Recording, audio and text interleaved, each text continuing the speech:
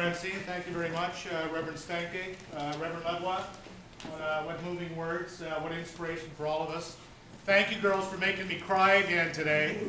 Last time I heard that was in Compton when the Lieutenant Governor of Ontario was here speaking about disabilities, and I was so touched and moved, and I went over and said to the girls earlier, don't get me blubbering, because my wife says I'm a blubbering fool sometimes. And she's here as well. Thank you for coming today, Georgianne.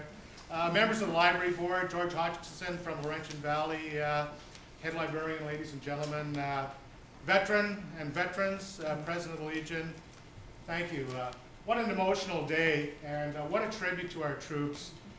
You know, their Sergeant Major pushes them in their training. He's behind them, he's making them work hard when they're in the field, knowing that their survival is eminent based on his direction. This book, on the other hand, supports the softness and the other side of that, that people here actually care as much as the Sergeant Major cares to make sure they're properly trained. We care about them through those thoughts and words that are in that book. Our hearts and emotions of the city of Pembroke, the schools, children, whoever's contributed to that, our emotions are in that book. And I'd like to thank Randy Chester for his ongoing efforts to help our community. Randy is Mr. Super Volunteer. He never asked for any recognition, but I'd like to recognize him and Francine and the family.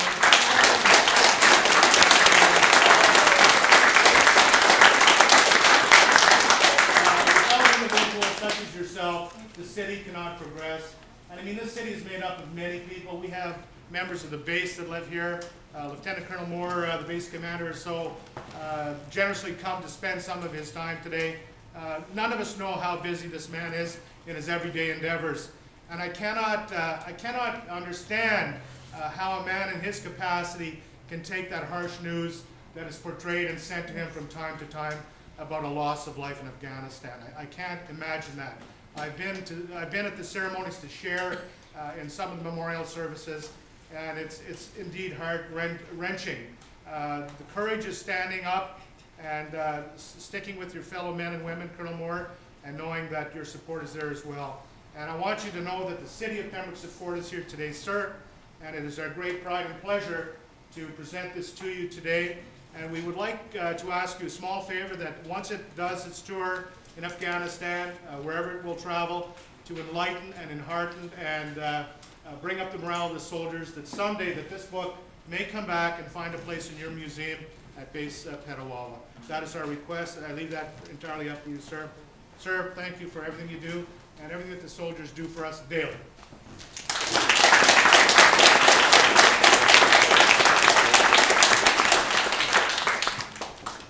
Mayor Jacyno, ladies and gentlemen, Randy, Charlene, and again, thank you, Elaine and Heather, for that powerful, I know it's a truly heartfelt message. It really does resonate with me and all that hear that in uniform. And, thank you again for that.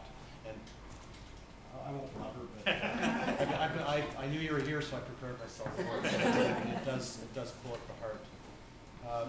Randy, thank you again for this tremendous initiative that I know has rallied the community behind our troops, and of course, building upon that, I know your tremendous support, not just to the troops, but to the families of the men and women in uniform themselves, of course, keeping the home fires burning and helping us do what we do. All of us in uniform do it out of love for our country, for the service, for our colleagues in uniform that we train together, are part of a team, and of course, our families are there because they love us. And there's no way that we could do what we do and enable our success without your tremendous dedication and support, and no shortage of sacrifice of members of our families. And I know that there are family members here today, and I really do want to thank all family members for that. And of course, Randy, your team of Hope Fires, that's incredible. Most of you know our troops in the process of rotating back, and is Lenny back yet, Agnes? Which day? In 2 days. We'll love to see Lenny back. Corporal Austin, 2 CER, is back in 2 days after a very, very long absence in Afghanistan.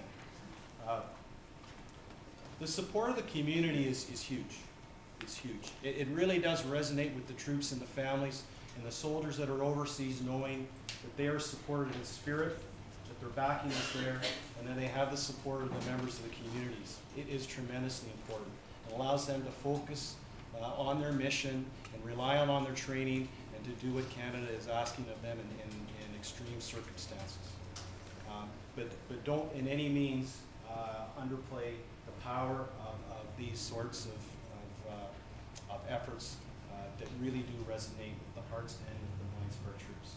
As I mentioned, our troops have been coming home. We had about 2,000 or so overseas in Afghanistan this past fall and winter. On the 10th of May, they'll all be home, but unfortunately it doesn't start there.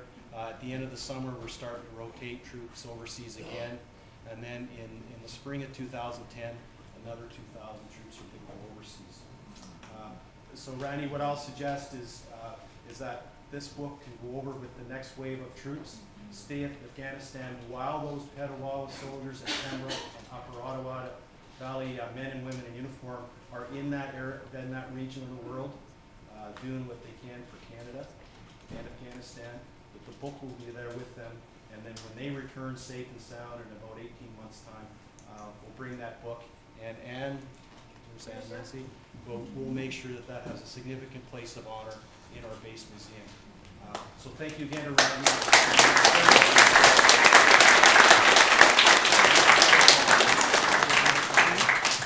Well, hope you guys have eaten your meetings today. Oh, yes. Oh, the colonel's better shape than me. I push a pencil, so. Bill, again, on behalf of the community, the citizens of Pembroke, and all of us, accept our hearts and thoughts, and we give this to you in solemn appreciation. Cheers.